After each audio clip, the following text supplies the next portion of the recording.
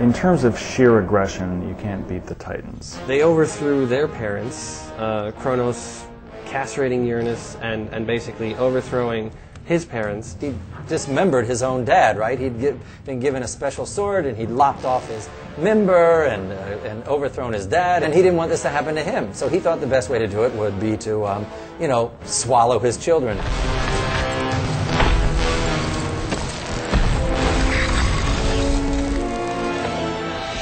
He eats all of his kids. Zeus gets pissed off, decides he's going to overthrow him. It was the battle between the Olympians and the Titans.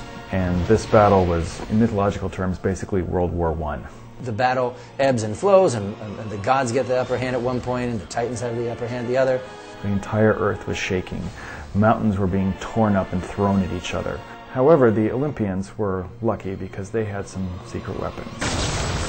Zeus was given possession of the lightning and the lightning bolts. And because they had the technology, the Olympians were able to crush the Titans. The Titans weren't killed, they were just kind of banished, so they always kind of stuck around, brooding and being very angry. They're still down there. They're still down there rumbling in the basement, and there was always a possibility that they could once again rise up.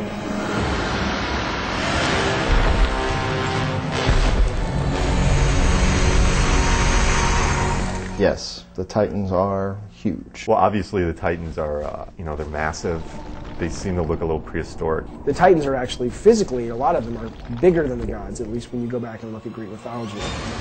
Almost like structures and mountains come to life that sort of we felt would give the gods a good run for their money. They seem like the perfect group of allies for Kratos to hook up with and sort of take his beef right to the doorstep of Mount Olympus. Who breaks my chains of torment? I love the moment where Kratos is talking to Atlas, and there's this history that both of them have. Atlas! When the player's able to kind of hit the button while they're interacting and seeing just a tiny eye. Still the arrogant and foolish warrior. You have not changed. Atlas was a Titan who was charged with holding up the world.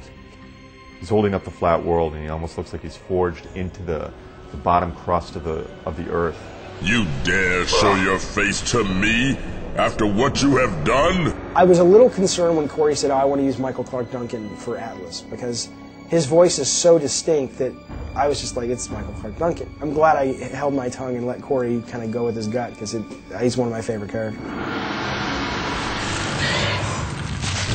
Prometheus is this interesting character because he sacrifices himself for the sake of mortals. First, he's a Titan, and he assists Zeus in overthrowing the fellow Titans, but then he gets on the bad side of Zeus when he steals the fire from the gods to warm these mortal creatures.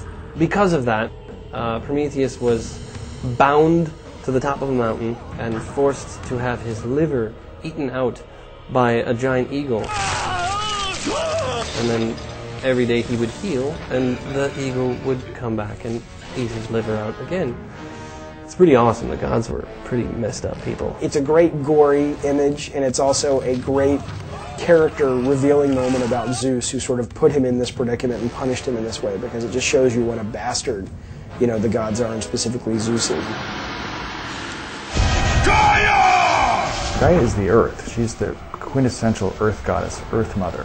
And she's around from the very earliest phases. She has a fondness for almost all of her children, even the ones that misbehave. I have watched you become a powerful warrior. She's sort of got her eye on Kratos and has been watching him kind of all the time. And she has a little bit of a future plan for him. Gaia ends up being a pivotal character, and she is also narrating the story of Kratos. And at the end of this whole 3-act adventure that players hopefully will join us on, will realize what it is about Gaia that allows her to, you know, narrate this story. Kratos was destined to bring about change so severe that it would shake the very pillars of Mount Olympus. His death was something that I could not allow.